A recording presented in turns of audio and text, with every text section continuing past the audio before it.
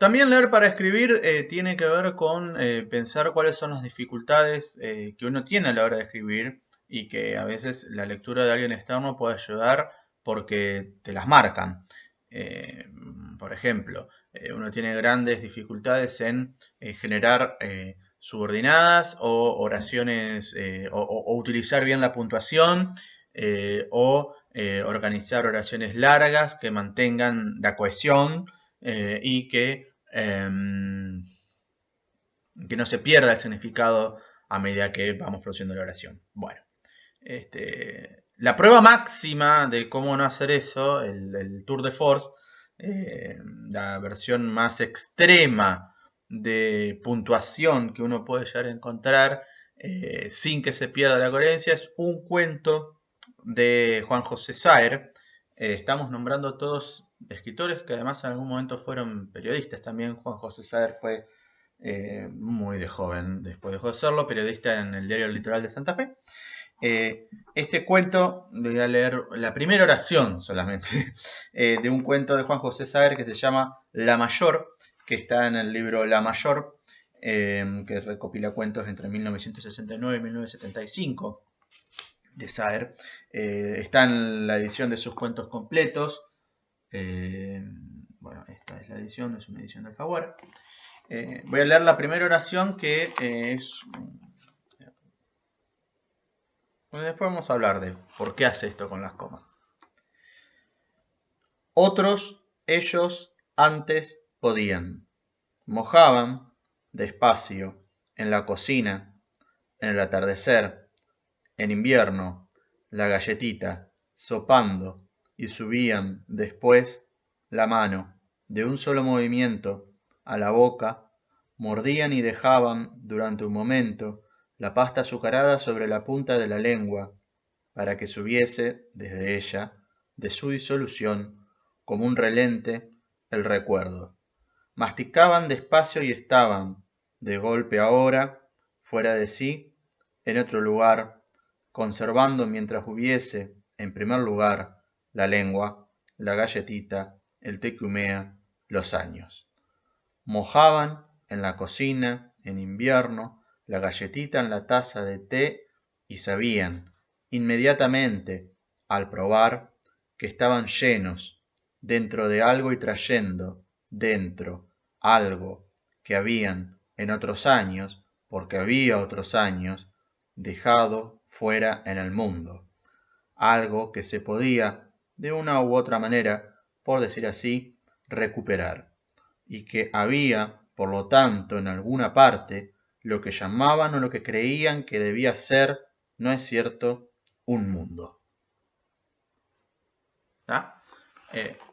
Una oración.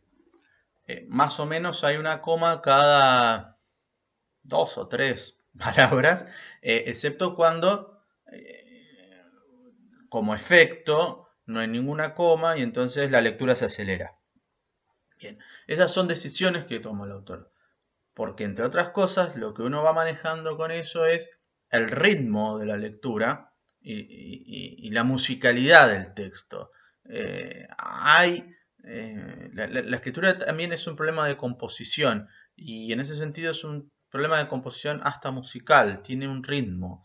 Uno tiene que pensar en el ritmo de la escritura y este texto es lisa y llanamente puro ritmo.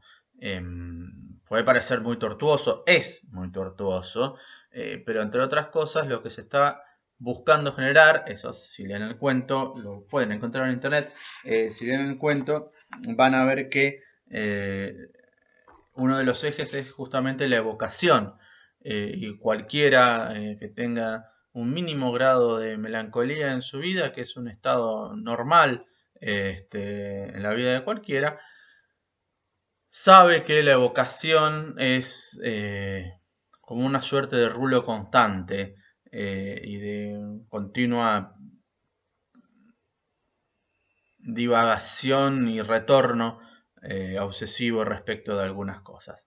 Entonces, ese sistema de puntuación que utiliza, que hace que toda la lectura sea un rulo sobre sí misma y que siempre tenga que volver un poquito para volver a arrancar, bueno, es una técnica que saber tiene la decisión de usarla, y que a nosotros, más allá de que queramos escribir sobre una vocación o no, o que queramos hacer algo más tortuoso o menos tortuoso, con más rulos o menos rulos, con más vueltas hacia atrás o con más direcciones hacia adelante, nos sirve, si quieren en un grado muy mínimo, para aprender cómo se estructuran las oraciones de tal manera que no se pierda el sentido por más complicada que las vuelva. Entonces me pongo a leer ese cuento para extraer esa técnica de escritura, ¿sí? Eso son 2 ejemplos de leer para escribir. Vamos a utilizar un tercer ejemplo, que es un ejemplo de un escritor que tienen que leer sí o sí en sus vidas para ser felices, que es Salinger. En este caso vamos a leer los 9 cuentos de Salinger, un tramito muy cortito, que tiene que ver con el tema verdadero por el cual nos estamos juntando hoy, que es la introducción de la consigna del próximo trabajo práctico, que es la crónica, y la introducción en un tema de trabajo que es tipologías textuales. Pero bueno, antes de ir a esas cuestiones, vamos a leer un tramito de uno de los cuentos, de los 9 cuentos, que se llama Teddy, y que nos va a servir para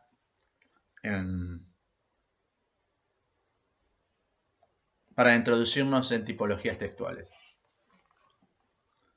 Leo.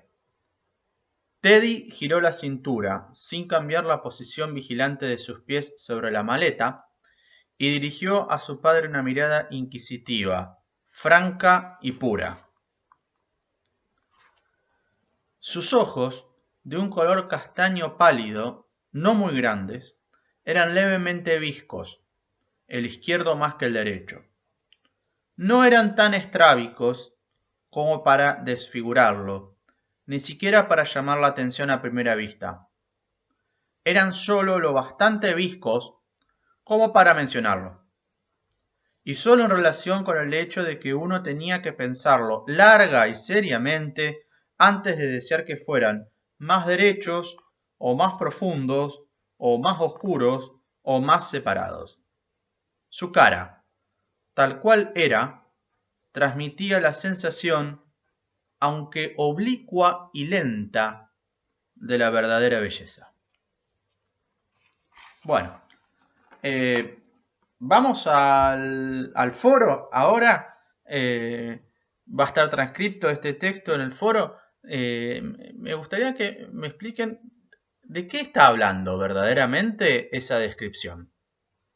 Es decir, si nosotros hablamos de leer para escribir y de que esa lectura tiene que apuntar a ciertas cuestiones técnicas que nos sirvan para la escritura. Bueno, ¿qué es lo que acabo de leer? ¿De qué está hablando ahí Salinger? ¿A qué refiere verdaderamente? ¿Cuál es el tema de esa descripción? Así que vamos al foro y quiero ver, bueno, cuáles son las cosas que ustedes tienen para decir sobre esto.